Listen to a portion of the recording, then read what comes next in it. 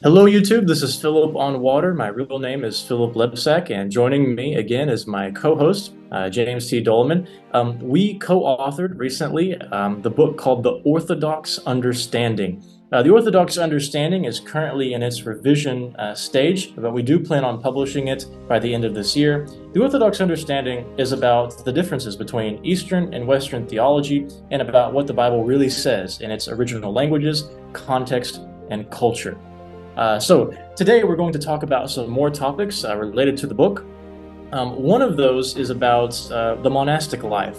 And so I think Doleman, I'm going to turn this over to you. You can talk more about this. But one question I got from one of our supporters was, well, it wasn't really a question. It was more like a concern about monks and the monastic life. They said that when they hear that, they're skeptical of that because in their mind, a monk is someone who isolates themselves to get a higher spiritual status, and maybe even they beat themselves, like the monks are beating themselves, and asceticism is about beating yourselves. And doesn't Paul clearly warn against asceticism in Colossians 2, where he talks about how you shouldn't do that.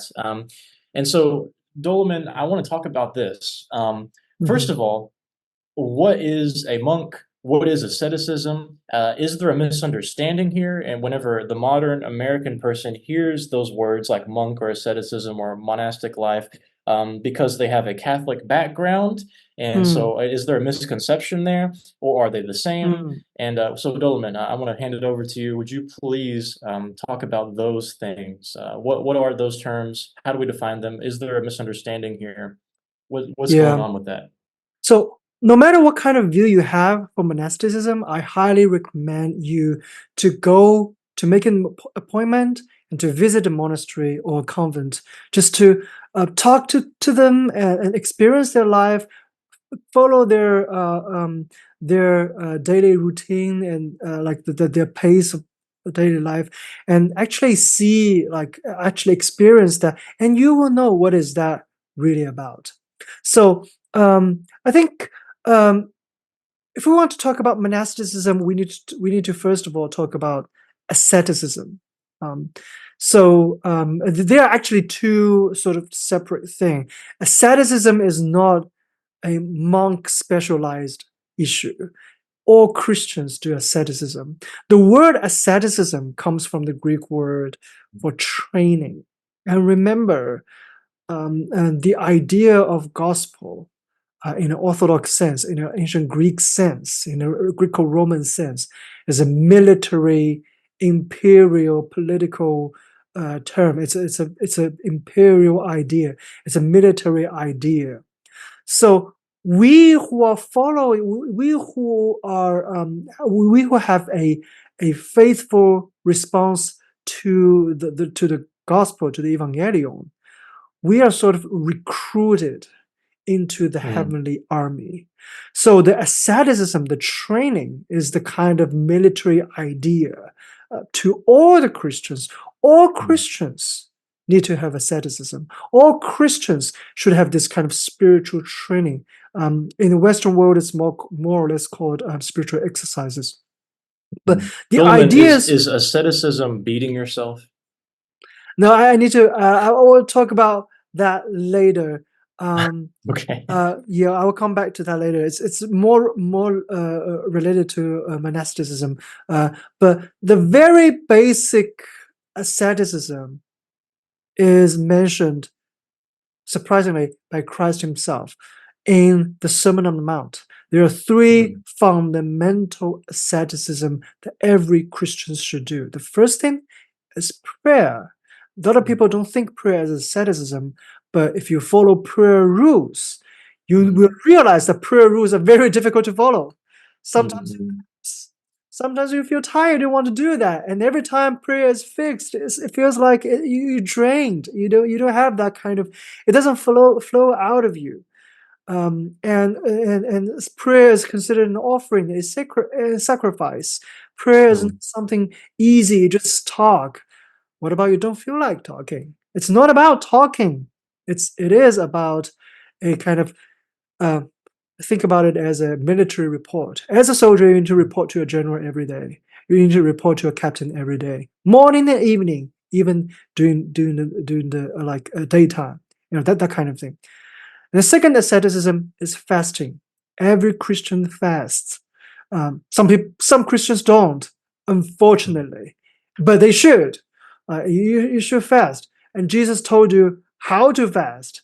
Jesus didn't say, if you don't know how to fast, don't fast. No, he's teaching you how to fast so that you can fast. That's the Yeah. purpose. The purpose is not that since you don't know how to fast, don't fast. No, that's not what he's saying.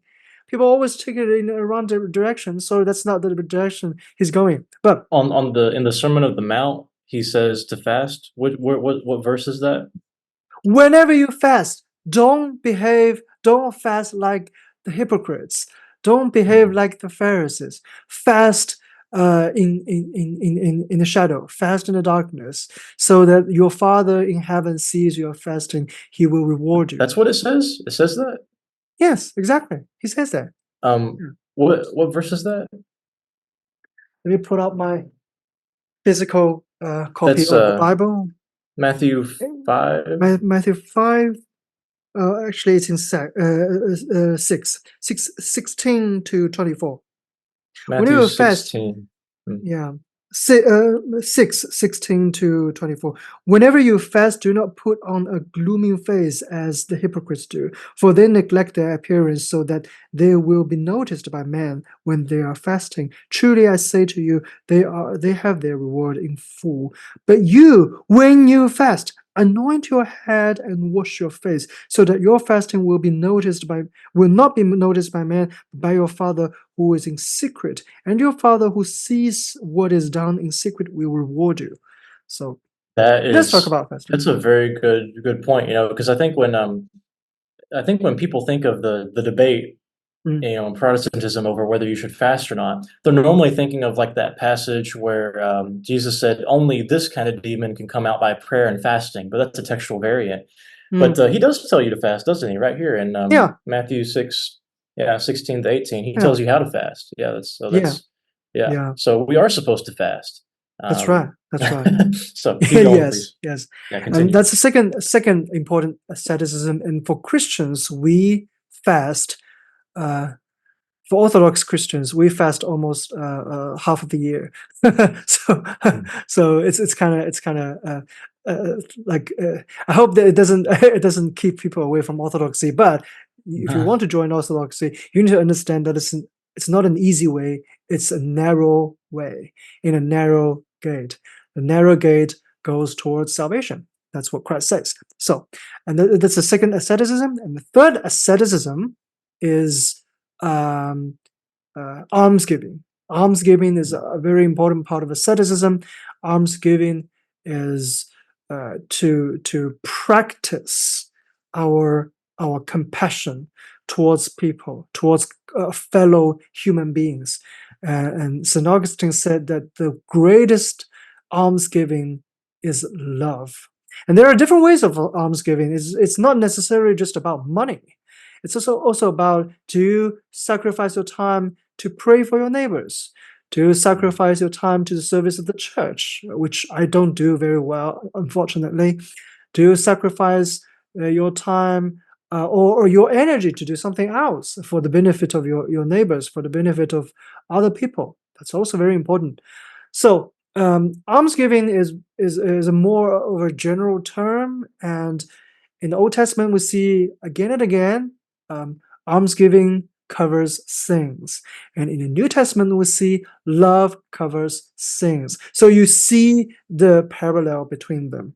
Like What do you mean by the cover? Would you please explain that? That's an important term. That's kind of a loaded okay, term. okay. Yes, I think first of all, it's a biblical term. Think of it as your sin is a pollution, like sort of a stain on your shirt, on your shirt. And almsgiving is the soap that can wash it away. That's what cover means. It doesn't Um, mean there's a substitutionary atonement. no, unfortunately, it does not. it's Okay. not. It's not getting Okay. a new. It's not like getting a new fabric and put it on a shirt. No, sorry, that's not what it means. It's a soap that Hmm. wash it away. Yeah. So I Okay. think So it does it. Okay. these Yeah, these two images, I think, make clear distinction. So these three are fundamental asceticisms that all Christians do, and I think not just the Gospel of Matthew mentions this. I think Didache Mm, also mentions this. So it's consistent. You can see it's consistent in early Christian practices in history. And also, that is not merely what Christians do. That was inherited from the Jews. Jews had that three asceticism too. So it's a Jewish practice that was inherited by the Christians. So we are mm, in a long line of doing this. And these three asceticism could also mm, actually be found in the Old Testament. In Isaiah, it teaches you how to fast. What is the real meaning of fasting? mm. And there's no specific teaching about prayer, but you have a bunch of teaching about making sacrifices and offerings in the Leviticus and Numbers, and almsgiving is also like a part of the law. How do you treat your neighbor, your poor neighbor? How do you restore their proper social condition and things like that? So all these things are consistent right from the beginning. So we need to realize this.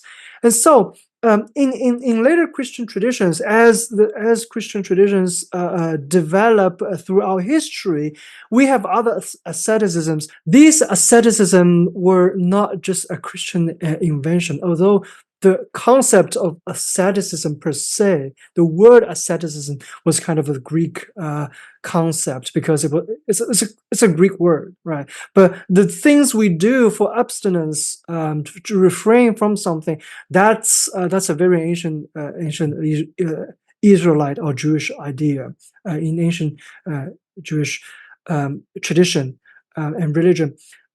Later on, as the church develops, as the tradition develops, why it develops, because in different contexts they have to face different challenges. So I had to uh, have different applications, so to speak. So you have But different kind. do they ever start beating themselves though? That's the monks thing. It's not a common Christian thing. So and Okay. that's not. Yeah, I will talk about this when I talk Okay. about Real quick, monasticism. let me add something real quick to that thought. I think it's really important you bring that up because there's a common idea in Protestant Christianity that you have the Old Testament, you have the New Testament, and there's like this big chasm that separates them. And this is the one, the New Testament, the one is the one you're supposed to be doing, but this one is done away with. The Old Testament's done away with, right? And so there's this understanding, and so it's like you have to first deal with that issue, before you can Mm, even come to the right understanding in Orthodoxy, which is that's right. that the Old Testament has not been done away with. It's still the Bible, and the New Testament is a development from it. But you find a lot of the same stuff in the Old Testament, and even in Mm, Orthodox Church specifically, you find like stuff that's related directly to the Old Testament and Second Temple Judaism and stuff. yeah. Um, and so you see this connection. Whereas in Protestantism, though, it's like the two, there's a page dividing them in the Bible, Yeah. that we need to rip out. We need to rip out That's because right. it's all the Bible, and the Old Testament's not done away with. That's a misunderstanding of Paul, but that's like a whole nother can of worms we would have to Yeah, open. yeah. Like, which our book addresses a lot of that. In our book, we Right. explain how Paul's been misunderstood, about how the Old Testament's not been done away with. So, anyways, you kind of what you're kind of touching on is what you're saying is that these ideas are in the Old Testament, and that's important because the Old Testament is also the Bible. It's not done away Yes, with, and that's right. so That's these right. two go together, and they inform Hmm. each other. Yeah, Yeah, yeah. That's very important because the Old Testament is the Bible for the early church. They did not have a New Testament. So, yeah, um, So as the church develops, as the tradition develops, in the face of different cultural and political and social challenges, they have different practices. They have different um, sort of application of the same principle. Um, what do you abstain from? For example, wine. You don't you abstain yourself from from wine in certain time period of time, and you abstain yourself from certain kind of food, sort of like Old Testament kosher food principles, but applied in different ways, in different contexts. So in different regions, you fast from different kinds of food. It's not necessarily exactly the same thing. But the idea is that you abstain from certain things that is commonly used, but in certain season, in certain time, you restrain yourself from that to focus on something. So here is Do what I they want to do bring that? up. Do they do that to achieve a higher status, a higher spiritual status? That's the thing I'm going to talk next. I Hmm. think the idea of a spiritual status is a very Western kind of concept, and probably even a I don't know if it's a specifically a modern concept or not, because the idea of spirituality has different. Yes, spirituality has different layers, different levels, but they're not like steps, one step stacked upon another. It's like it's a lineage, it's a line, it's fluid. So it's not like a static status. It's a general condition of your soul, of your life. So do they do that, or do people do that to achieve a better spiritual condition? Yes, but not necessarily because not necessarily because they want to go to a further step, so they restrain themselves from worldly things more. That's not the idea. The idea is that through asceticism in general, through practice, you just train yourself better at things. It's just like what we've talked about in our Third Corinthians video. Asceticism is fundamentally an idea that you restrain yourself, like an athlete. You restrain yourself from doing something so that you can focus on doing other things and do that better. Athletes do that, soldiers do that, and we are spiritual soldiers. Of course, we focus more on battle training, so to speak, war games, so to speak, Mhm. right? We abstaining from certain things so that we can focus on practice spiritual things in terms of fighting our internal desires. We have desires, and desires are not necessarily evil, but we don't. We train ourselves not to be controlled by our desires, and by putting aside certain things, we focus on this kind of conflict. So we feel the conflict, we experience those conflict. It's like the soldiers experience a conflict, experience battlefield in the war games, in the in trainings, so that they can do better when actually there is a conflict going on with them. So Hmm. so that's the idea. So the idea is more on focus, not on. It's not the asceticism itself. It's not the things you do yourself. Itself achieve something for you. It's not like if I Hmm. be hungry for 100 days, then I'm a saint. That's not the idea. I'm sorry for those who think this way and try to practice that. That's definitely not the idea. The idea is that if I, let's say, really get hungry for 100 days, I I do this not because that hunger makes me holier. It's because I set aside this thing so I can focus on other things, my spiritual things, to not to get to a higher spiritual level per se, but to Hmm. improve myself. You can also say that the athletes abstain from certain things so that they can get a higher status uh, in athleticity. Is that a Yeah. word at all? Uh, but apparently they don't frame it this way. Like they try to Yeah. train, they try to build up themselves. They would try to Yeah. build up their muscles, their spirits, Yeah. Yeah. and we are trying to build up our spiritual muscles. That's what's Mm. going on. That's what we're doing here. So that's what asceticism is all about. And so, uh, but it's very difficult for people in the world to do asceticism because, for Mm. example, I teach in a school. Mm. Teaching requires not just mental powers, it requires physical powers. And I have my own physical conditions. I have low blood sugar issues. And restrain me from strict fasting in a work day, and I can get sick. I can my life could be in danger Mm. if I like have a strict fast. So I don't do strict fast even in fast days, um, Mm. and because like I said, the focus is on building up yourself, and when we say building up ourselves in Orthodox understanding, that includes both body and soul. Like body is not an evil thing. Flesh is not an evil thing. We need to build up our bodies too.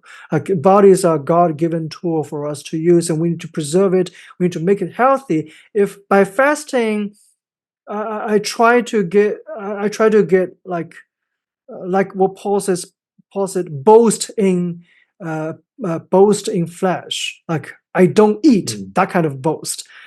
I actually diminish my flesh and make my body worse, less healthy. That's against God's will. So God doesn't want that. So we don't do that kind of uh, like destroying healthy, that kind of healthiness, that kind of asceticism.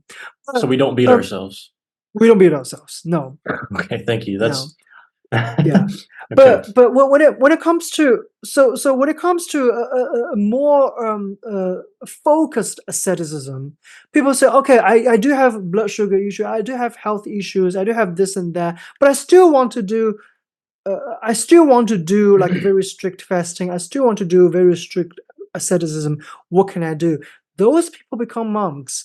They they set aside more things. They set aside their work, their family. They set aside their worldly duties and become hermits, But they become do that monks. because they want to be holier than you, right? They want to be holier than themselves. Not every monk is holier than us, so to They don't speak. want to point a finger and say, I'm better than you. No, no, no. That's not the case. It is us who think that they are holier than us. That's our problem, not their problem. Every single one of Ah. them will say that they are the chief of sinners. Everyone Mm. of them will say, and what one of the prayers the monks use and the Orthodox Church use today is through the prayers of our Holy Fathers, Lord Jesus Christ, save us.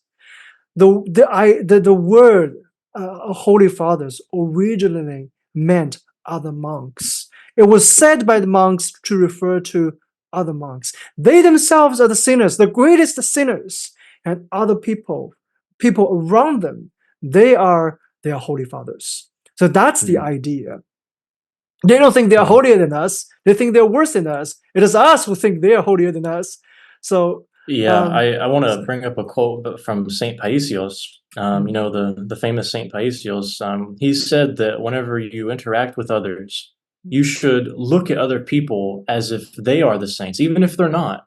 But you mm, should treat them as if they are the saints and you mm, are the sinner.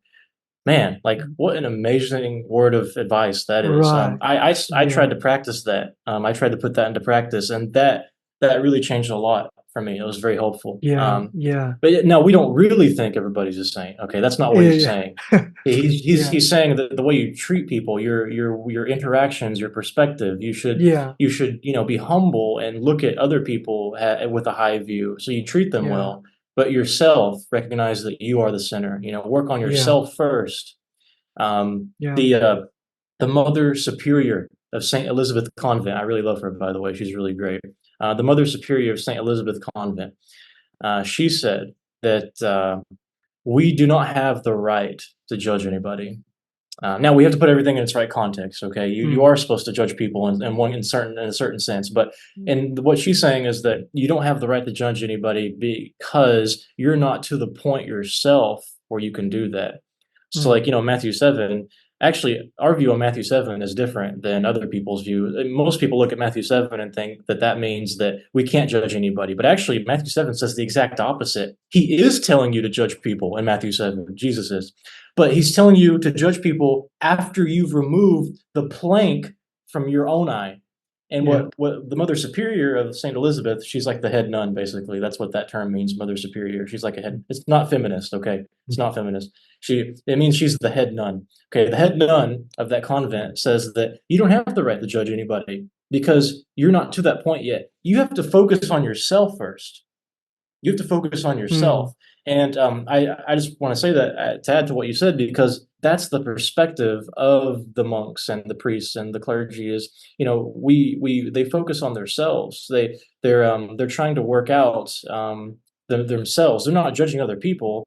They're trying to they're trying to, like what you said about the athlete. They're trying to build themselves up. right, right, That's one way of looking at it. Now, another way of looking at it is they're praying for the world. mm, They're not isolating themselves. They're not isolating themselves because they want to be better than, or they want to, do their own thing for their own selfish reason. It's not like that at all. They are, as you yeah, said, they're like the commandos. They are mm, they're like headquarters. They're producing all of the equipment and all the gear for the soldiers. They're the ones copying the Bible for mhm, us.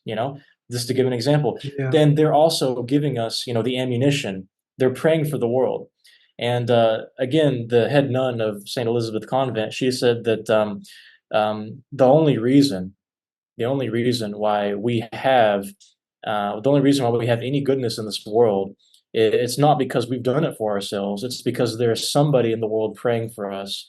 Either whether it's in a church or a monastery, or privately, there are Orthodox Christians praying for this world, and that's what allows us to keep our humanity. mm, If it wasn't for those prayers, perhaps it would all be gone. It would all be destroyed. But it's like God is restraining. It's like what he says in Thessalonians about. I think it's Thessalonians, right, about the restrainer. There's a restrainer because we have these prayers. We have this intercession for us. mm, yeah, The modern world, in the modern world, those who are against God, they think that they can build up goodness and blessings for themselves apart from God. But when man sinned against God, he was separated from him. But man cannot live without God. We have to have God. And so again, yeah, it's these intercessions and these prayers that we get from the holy people, from the monasteries, that we have any goodness at all. That's the reason mm, why we're protected, why we still have our humanity. yeah, And so that's basically what she said. And I think it's a really yeah, important quote because that puts it into perspective. It's not that's right. about, I'm going to go out, live my own life, isolated from everybody because I think I'm better than everybody and I Mm, want to go, be spiritual for my status.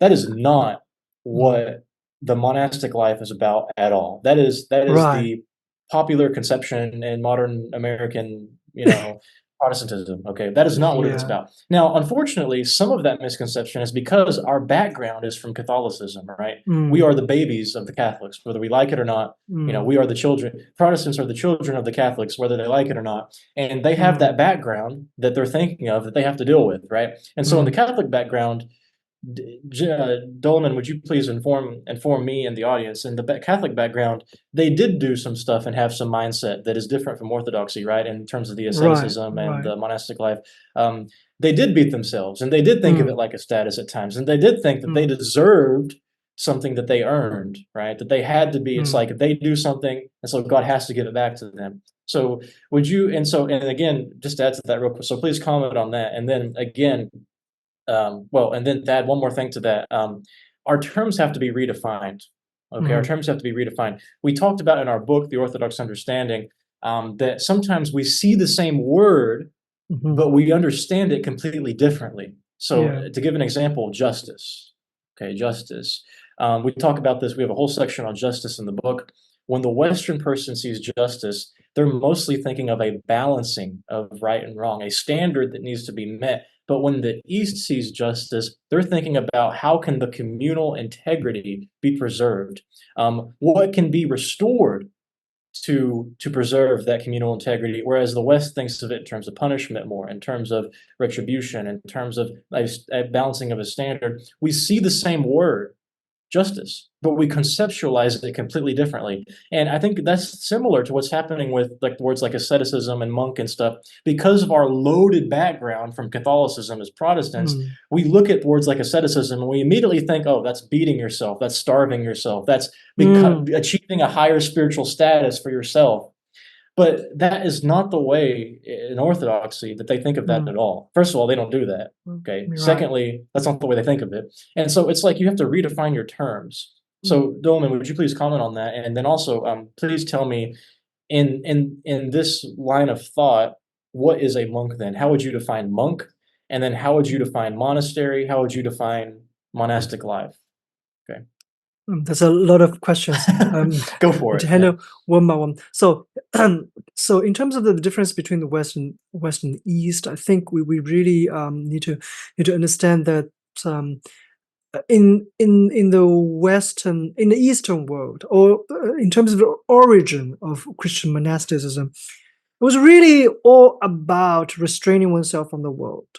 So they staying away from the world so that they can focus, like I said, it's an emphasis on focus, so that they can focus on building up their self in their spirituality, which is a very important idea to have.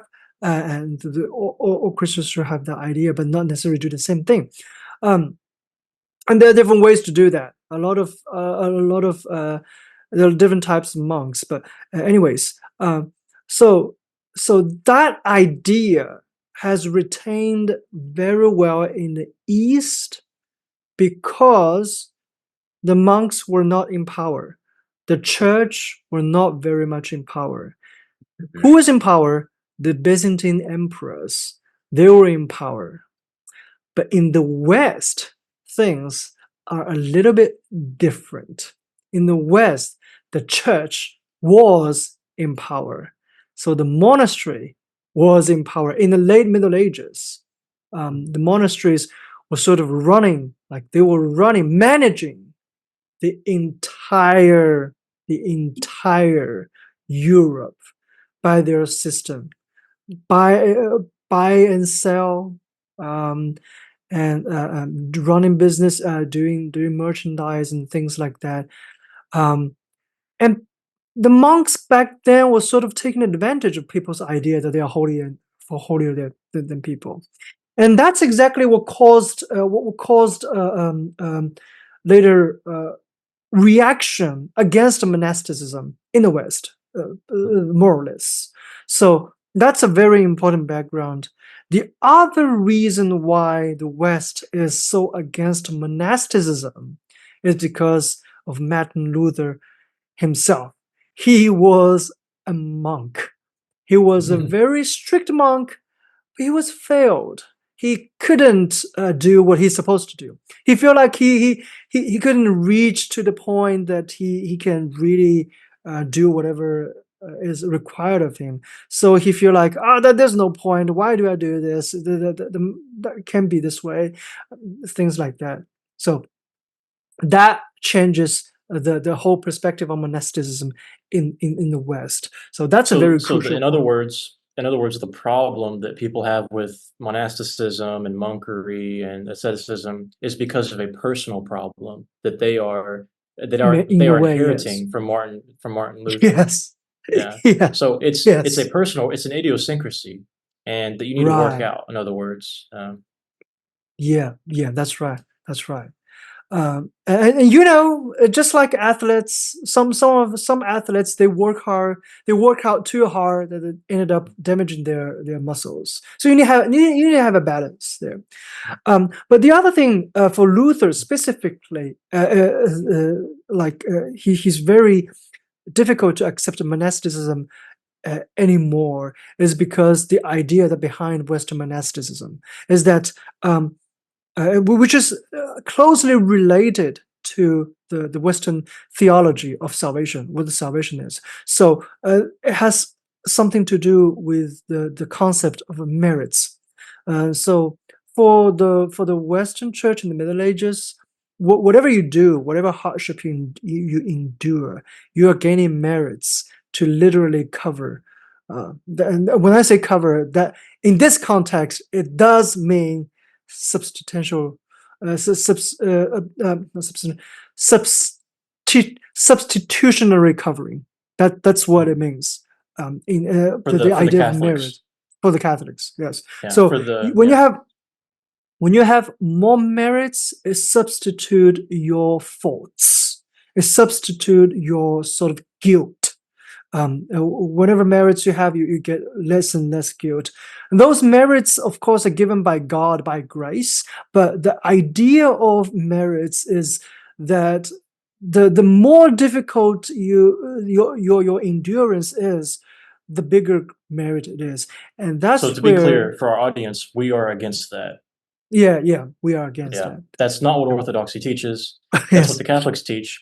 And that is the perception of things from the Protestant perspective. And what we're saying is that the Orthodox understanding of these different ideas like asceticism, monks, monasteries, monastic life, and so forth, that has nothing to do with that. That is a Western Mm. problem. That is what was going on in Catholicism. We have a whole different way of thinking about things. But yeah, Right. anyways, continue. I just wanted to be clear for the yeah. Yeah. And it's also like that's very, strictly speaking, medieval Catholic monasticism. Probably nowadays it's a little bit different too. So some of them will wear, I don't know how it's called in English, but wear some kind of clothes that actually like inside of the clothes it actually has this kind of small. Hmm. What do you say? It can damage your skin and makes it Oh, like bleed. a hook or Yeah, like a it's not necessarily physical. It's not necessarily a hook, but it's a very hard fabric that actually can damage your skin. oh, Uh, yeah. So that's what they do. I mean, that's yeah. what they try to make themselves like in hardship, like harder mortification, so to speak. The harder the mortification is, the more merits you have. So that's what they believed, and that's what they did, and that has become a hallmark of not just Western monasticism, but also of the Western idea of salvation, Mm. fundamentally, and that's where the Mm. beating oneself come from. Yes, the So beating. This is what I was waiting for. Yes. yeah, yeah. Please, So yes, explain why. Yeah, please explain the beating. so so the beating is one of the most hard asceticism you can have in the Middle Ages. You beat yourself with whips. Sometimes this whip is not just one whip. There's something you can hold, and there are a lot of like things coming out, and just beat yourself. Uh, so the idea is that it brings you big pain, huge pain. The greater the pain is, the greater the merits you gain, and the greater the merits you gain, the more the sort of redemption you get, or the more Mm. I would say uh, penance you do. So the penance has become the idea of basically substituting your using merits to substitute your guilt, or the result of your fault, rather And again, this is rather all Catholic side of yeah, things, right? that's all Yeah. Catholic. Yes, but the Orthodox understand it differently. Orthodox understand it as pains are something that God brings on you. You don't introduce pain, because pain is not necessarily something that God creates. That's good per se. We don't want pain. It's a common sense that people avoid pains. So we do avoid pains, but we welcome them when it comes to us. Mm. It's when it's Mm. unavoidable. We welcome them when it happens to us, because we believe that there's something good that God is using this to chastise us, to make us better, to build us up. That's the idea. So that's what we do as Orthodox, among Orthodox monks. That's what Orthodox monks would believe, would say. Now, Mm. to be fair, there are some very, very rare individuals in the Orthodox monasteries that was sort of in favor of this kind of very hard self like beating mistreatment sort of asceticism. It's very rare, but it's never quite there. It's never quite there in terms of it has never reached the level of the Catholic monasticism has ever reached. It's approaching, but never quite there. So we have to bear in mind that there are this type of individuals there, but very rare, and usually if a monk says to his abbot and says that I want to do this, probably he won't get a blessing at all. So that's how Orthodox understands it. So that's very important. So you see, they're all interrelated. The idea of asceticism, monasticism, and also salvation. The idea of salvation. So we see it as a kind of military training, like spiritual military training, that we can fight with Christ against all Christ's enemies. And that's eventually how we achieve salvation, the victory with Christ. That's what salvation is for us. But for the Western Church, salvation is more about get rid of the debt. If I can't get rid of the debt in this life, I'm going to get rid of the debt in the pains of purgatory. So that's the Western monastic idea. And then when the debt is all paid, when everything is leveled out, and then I get to a point and go to heaven. So in that's the Orthodoxy, we don't have debt. We don't have it. We don't have That's we don't a big have surprise that. for people. But yeah, I mean, I love listening to what you just explained there, because it just goes to show like how radically different like the views are between Orthodox, Catholic, and Protestant. And Right. in our book, The Orthodox Understanding, we have a section called the dungeon allegory, where we try to, through the analogy of being in a dungeon, we try to explain the three different ways of looking at Christianity, from Catholicism, Protestantism, and Orthodoxy, and they're just so radically different. Like they work in completely different ways. And so, yeah, for Yeah. us, we don't even have a debt. But our problem is that we were conquered by the enemy, and Christ has come and delivered us from the enemy. Like like sin, death, and the devil are actual entities that rule us, and we need to Yes. be freed from them by following Christ to escape the dungeon, and by doing what He says. And so that's very different than the whole idea of you have a debt and it needs to be paid and this type of thing. Right. Right. So back to the monk idea. What is a monk? So a monk, like I said, is someone who wants to focus more on his spiritual life. The reason why he wants to do that, either he feels that he is called by God to do so, or he really feels like he's a really, really great singer. That's the only way he can achieve that. And if he has the blessing of a bishop or of a priest, he could do that. He become a monk. So the word monk comes from the Greek word monos, meaning alone. But monks usually don't really live alone. They live in community because God said it is not good for the man to live alone. So those who do live alone are called hermits, and usually only an advanced monk gets the blessing to become Also a a Greek hermit. term, by the way. Yes, also a Greek term. Yes.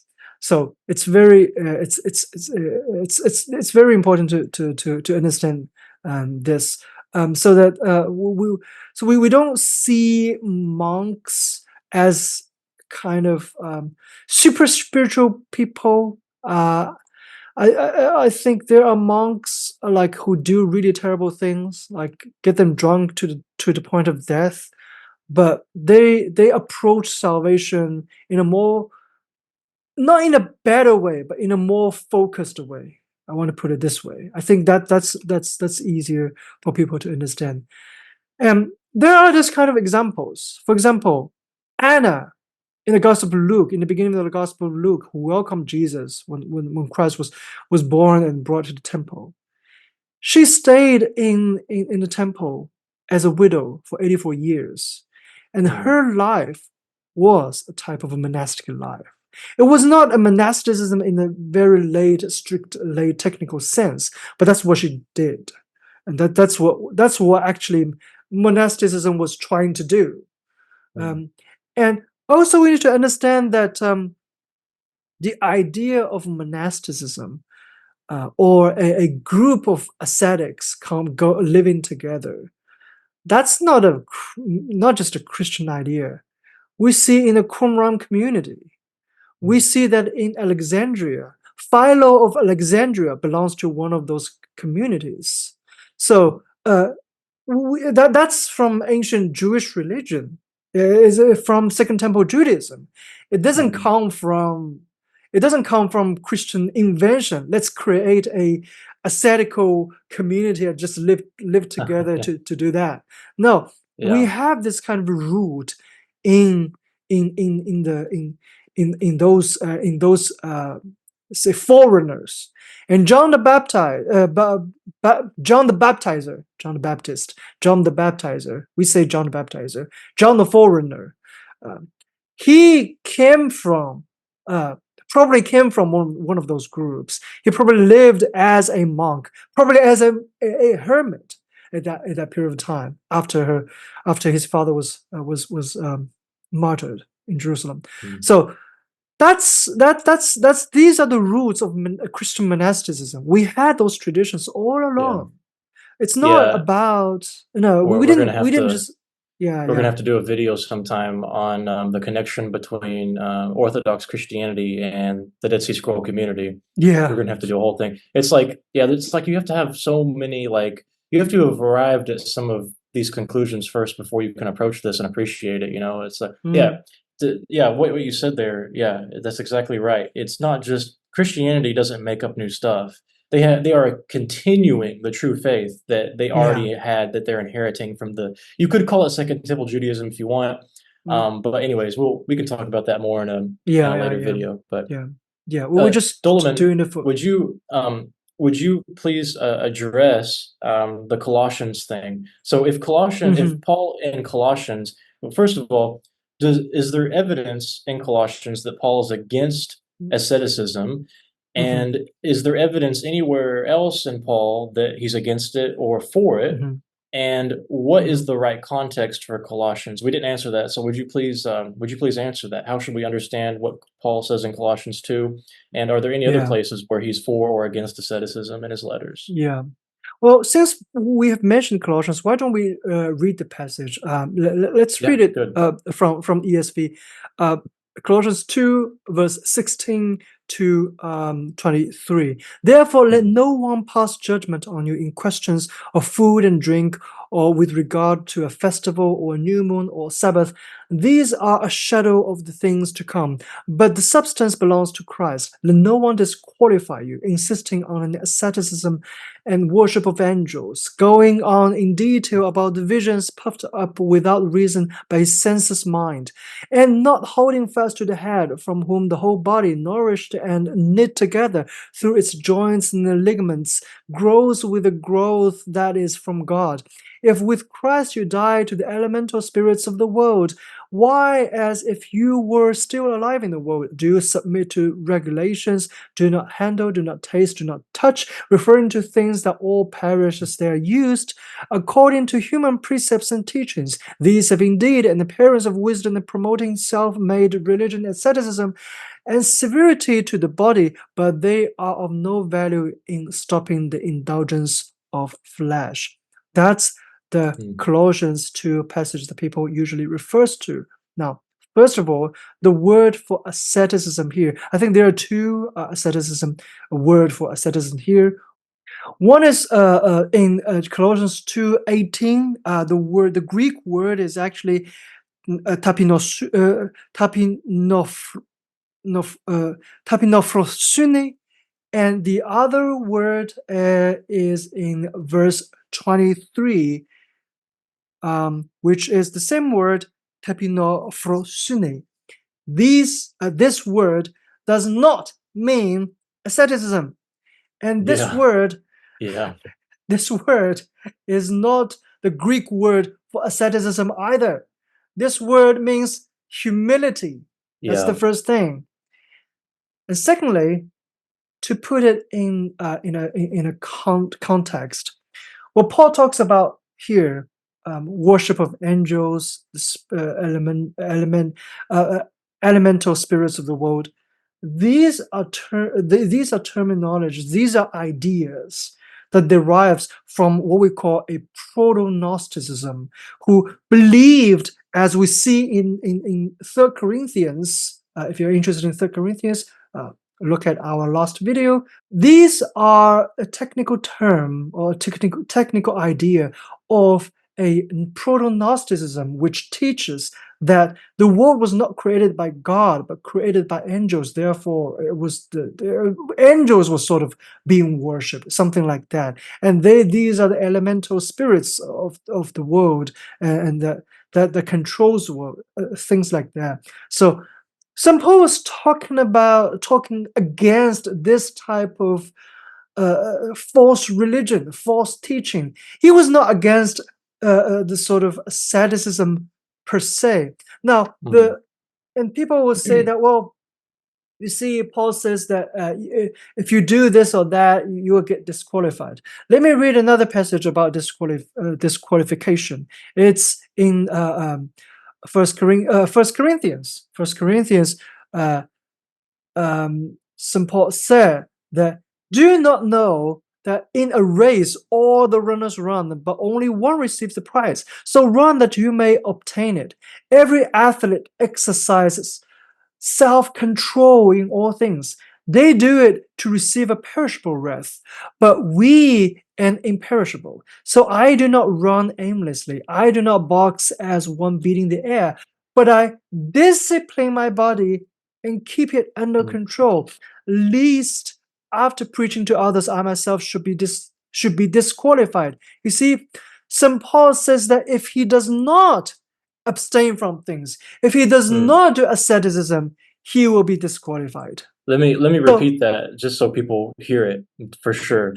Paul says in 1 Corinthians 9:27, "No, I strike a blow to my body and make it my slave, so that after I have preached to others, I myself will not be disqualified from the prize." Paul says that in 1 Corinthians 9:27. Look it up. Okay. right. So the question is, how do you square that with what he says in Colossians? Okay, yeah, please continue.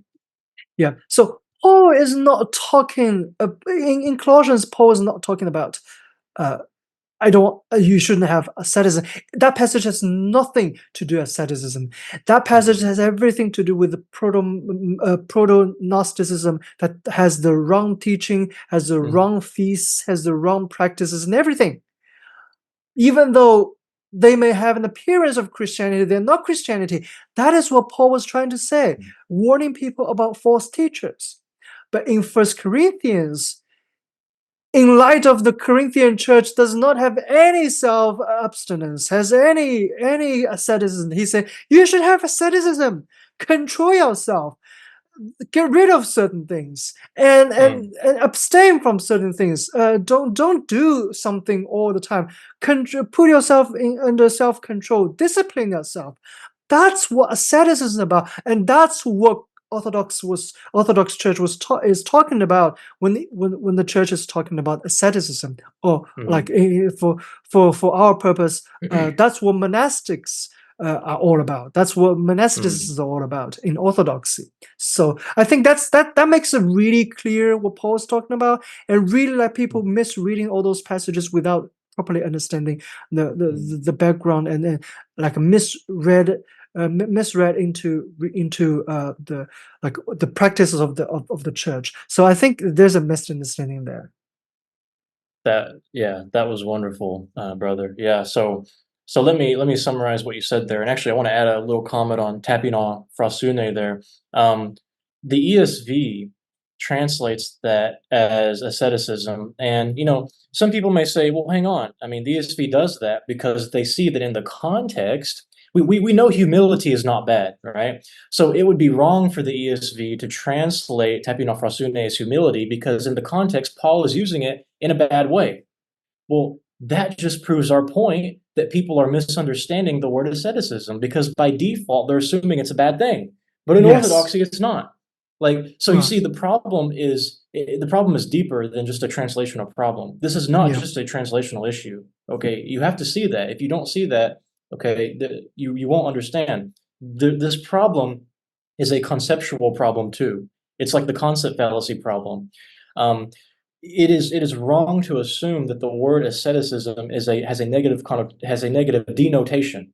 Okay, it doesn't have a negative denotation in Orthodoxy. It's like we see the same word, understand it completely differently. So first of all, I just Mm, want to say that I want to add that to what you said there is that mm, you shouldn't translate it as asceticism.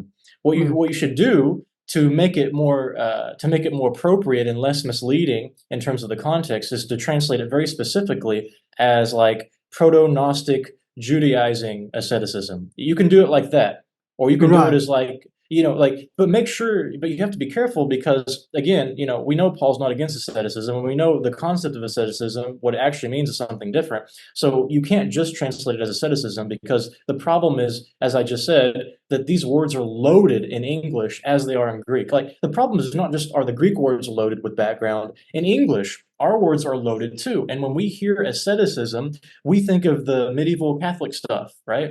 But that's not at all what asceticism should Mm, mean in terms of the Orthodox understanding, if you're an Easter person using that word. And it's not what the mhm. Greek is saying either. And then let me summarize what you said there about how to interpret Colossians. Colossians was written for a specific occasion. It was written in a Mm, specific setting, for a specific occasion. And Paul is talking about a specific group of people. He's talking about these proto-Gnostic yeah. Judaizers. Okay, Yeah. or you could call them Pharisaic, for lack of a better word. He's talking about these people who are wanting to add laws to cushion the law so that they won't have any chance of offending it. He's talking about, and he's also talking about some other problems and beliefs too that they had. So this is a specific group of people. Okay, so he's refuting them, and in that context of what tapinophrosune or humility or asceticism, quote unquote, is.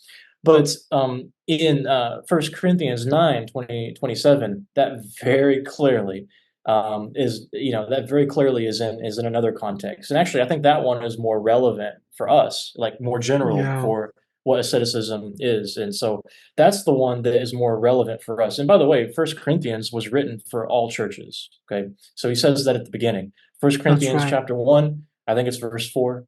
He says that First Corinthians is written for all churches. So yes, that one is also occasional, but the principles there apply for everybody. Now in Colossians they apply for everybody too. But the problem is that you have to understand who he's talking about. You have to understand who he's talking about, and so that's how you square those two. So yeah, once you put it in its right context, and then you understand what the words actually mean, what we find is that ESV. I don't want to say it's a mistranslation because again the problem is not a translational issue, it's a conceptual problem, and it's a problem of context. It's a misleading translation. It's a misleading translation. It Mm, misleads you into having a different concept of asceticism from our Protestant background, our loaded background of the English. And it's misleading because it's not really translating it to capture the context of Colossians. So it's not bad, it's just misleading, and because you have to understand all the background of Colossians to understand Colossians. So um, yeah. that's what I wanted to say to summarize that there. Um, Okay. Yeah. yeah, see, tapinofrosune. I mean, I don't have to explain this to you, but literally, Mm, tapinofrosune means mm. humility of the mind. It's like mind. It's like mindful humility. Why It's why like, why and does it's not. BDAG Yeah, yeah, BDAG and all kinds of like English translation all translated as like something like self-abasement, asceticism, like all this type of thing. Like why did it yeah. translate like that? It's nothing to do with that though. Exactly. Yeah. Well, it's like what I told you. If you look at BDAG's entries on the words Mm, for "thik," like "thikio," like all the "thik" words, they mm. they what they say is completely wrong. Like it has nothing to do with what those Huh. words mean. And if you compare it to other lexicons, it's obvious. Like they are Mm, reading into it something. Like they're reading into it like their way of reading the text, but they're not actually trying to figure mm, out what it really means. Like you can tell that mm, sometimes. And Robert told me that on one of their mm. words that have to do with like tongue, like glossa, they have a Mm-hmm. they have a meaning that says it refers to ecstatic speech. But that has nothing to do with what it is. That has nothing to do with Exactly. that. That's a later Pentecostal idea. Like that has That's nothing to do with right. what it is. Yeah. And so BDAG is, there's some words that BDAG's entry is like spot on. It's like 100%. Like from my research, Yeah. there's some entries BDAG is like it's exactly right, and it's actually the best entry. And so sometimes I use them as the main entry, but Mm-hmm. other times BDAG is completely wrong. and then there's like an in between. Sometimes BDAG is okay, but it's just not as good as it could be. But so anyways, Yeah. you have to be careful when you use BDAG. Like and see that's the problem is that there's some people, especially whenever I was in the TC world, I Mm-hmm. realized that there are some people who they don't want.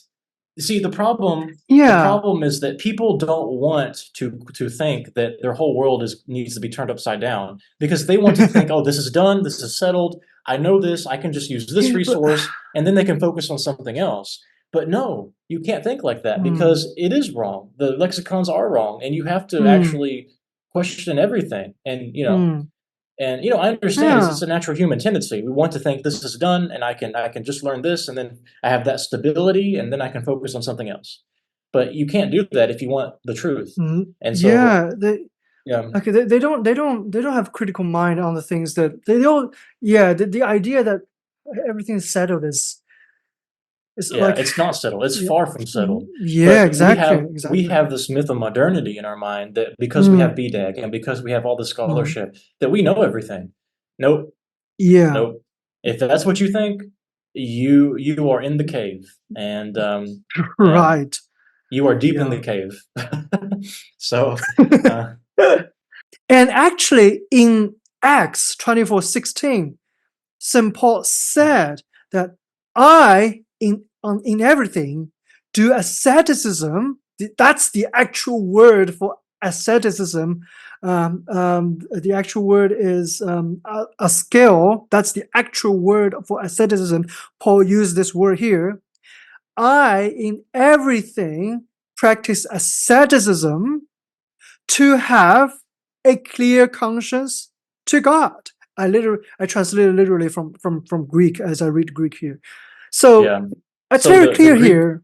the Greek word for asceticism, the actual Greek word is not tapinophrosune. Okay, that literally means humility of the mind. The real Greek word for asceticism is askeo, and Paul uses that word in Acts there, as Dolemen just read, and he says that I do that so I can have clear consciousness of the mind. Yeah, that's exactly what Orthodox asceticism is all about. That's what So the true Christian asceticism is all about. You set aside things, you practice, you train yourself so that you have a clear conscience in God, so that you can uh, so that you can focus on God. That's what it means. That's what Paul says. That's what yeah, Orthodox asceticism is all about. And people may yeah. may argue that, oh, that word doesn't mean asceticism. That just simply mean practice in a common sense, guys. That word has meant asceticism in the Greek context for a long time. When Luke wrote that down, when Paul said that, people know Yeah. what it means. Okay, they don't they didn't Yeah, see, that's they know how is it's a that technical term. how is that word translated in ESV? Can you Uh, can you look that up? ESV, which is famously put by Dr. Daniel Wallace as the Evangelical Standard Version. Um, The uh, Evangelical Standard Version. That's funny. yes, yes. 16, ESV says, so I always take pains to have a clear conscience toward God, toward both God and man. Take pains. And So there's yeah, a, so yeah. so ladies and gentlemen, there is a big misunderstanding here. Okay. Colossians was written in a specific context. Okay, you have to look at First Corinthians 9:27 and Acts, what is it again? Acts 16, you said? 24:16. 24:16, Acts 24:16, Paul uses the actual Greek word for asceticism there. There's two different words. One is being translated as asceticism, in ESV, which is tapino frausune, which doesn't actually mean asceticism. And then the one that should be translated as asceticism isn't translated as asceticism, and that's in the ESV, and that's Acts 24:16. Okay, so see, there's some problems going on here, people, with the translation, with understand. You need to understand the Greek, and then there's the context of Colossians that needs to be understood. So that's really important. I'm glad that you mentioned that and that you found that.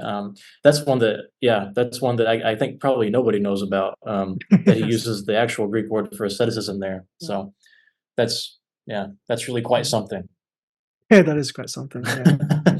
Like that is pretty. I think that's a pretty strong argument. Like after Yeah. what you just Yeah. said there, that's a pretty Mm. strong argument. Like there's not much you can say after that. Like and unless you want to say the Bible has contradictions in it and Colossians is contradicting, that's the only way you can do it. But of course, a believer is not going to say that, you know. And Yeah. so, yeah. I Anyways, think that's a pretty strong argument. I think you put Acts and the Corinthians together. Apparently, that's what Paul was saying. That Apparently, yeah, that's there's no pretty argument. clear. Yeah, yeah, Yeah, yeah, that's pretty.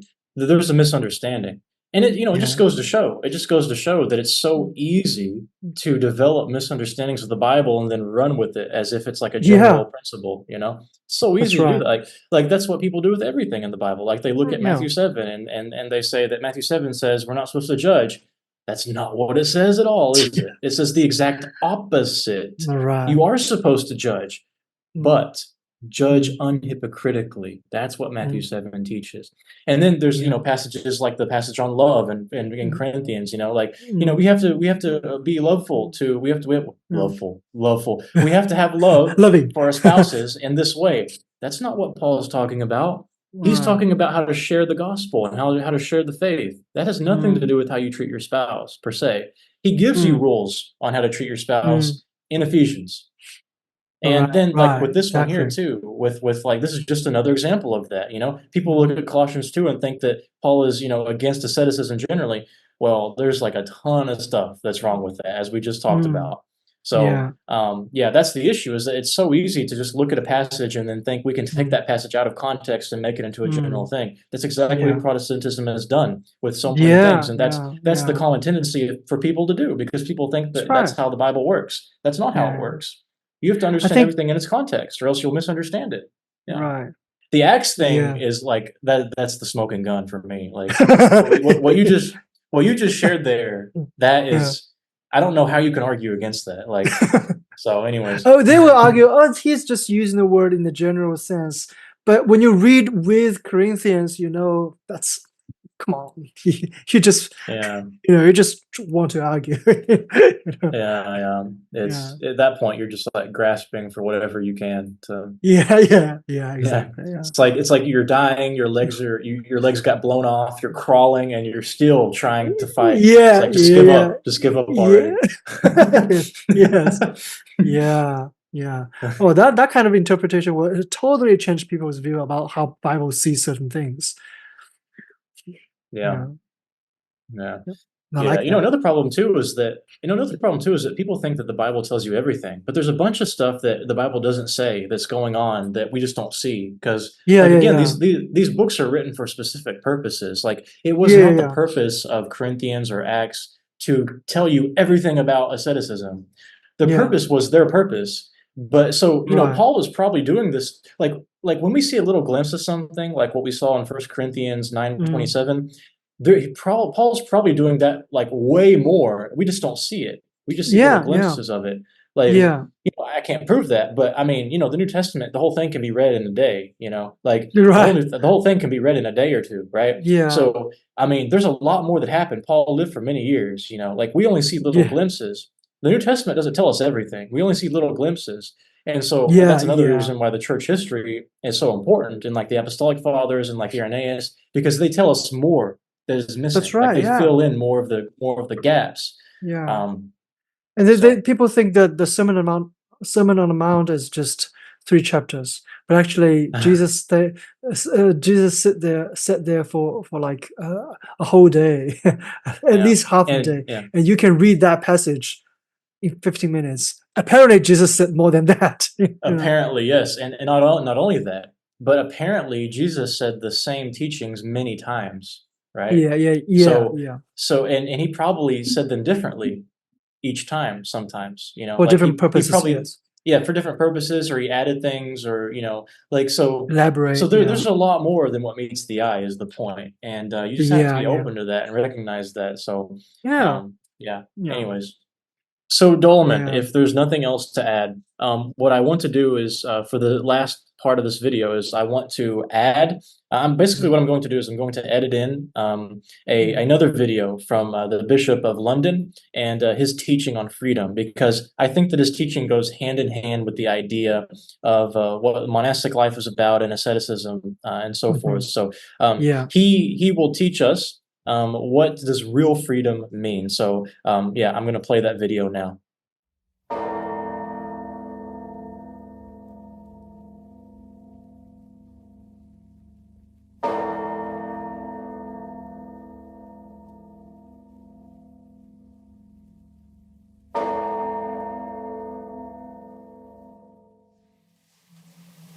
We have some traditions in the church that do strike modern people as a little strange. We have a certain dress code, not just for women, but for men also. We have things that we are expected to wear, not to wear, and so on.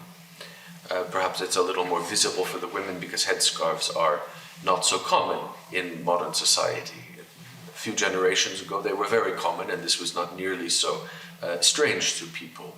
And similarly with skirts, dresses rather than trousers. A generation or two ago, this would have been totally normal, but it's different now, and so it strikes people as odd. But I think we also have to say there are dress codes for everyone in the church, including clergy. I don't dress like this because I choose to. I didn't decide that I wanted to wear this particular style of hat or this particular several layers of black garments. We do these things because they're prescribed for us. It's precisely because we're told to do it, because we're said, do this and good will come of it, for you and for other people.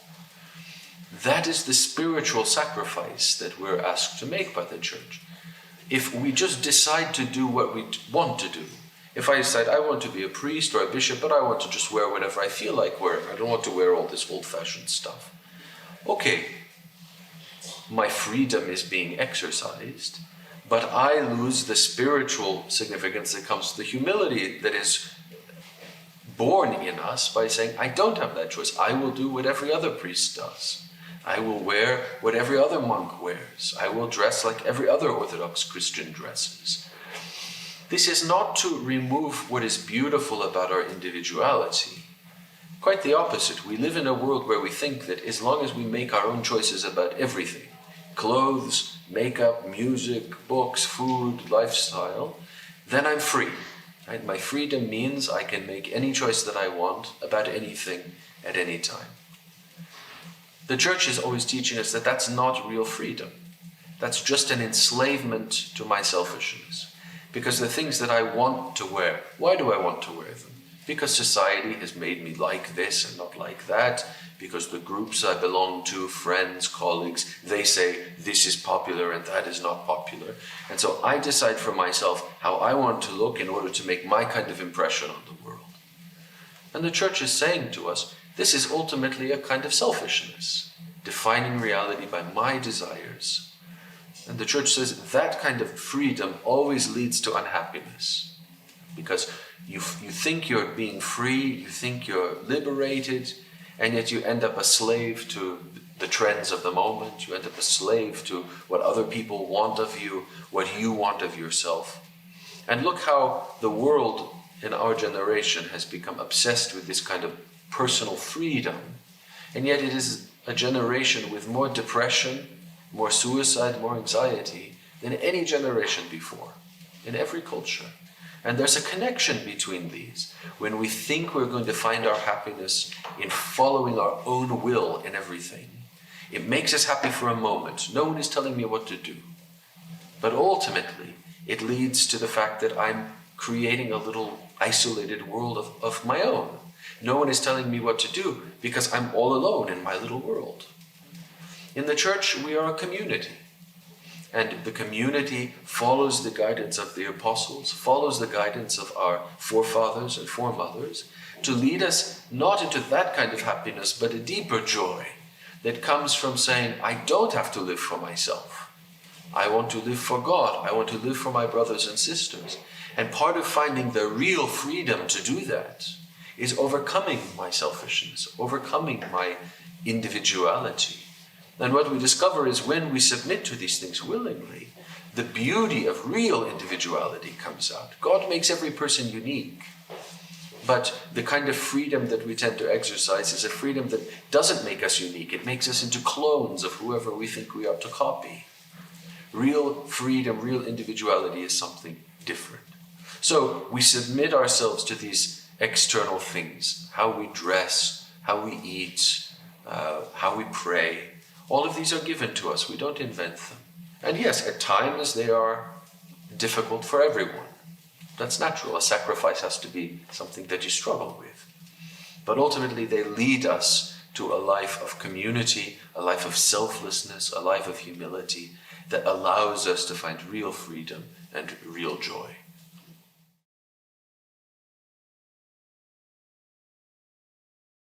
Okay, that was the end of the video. I hope that you enjoyed that and you found that informative and helpful.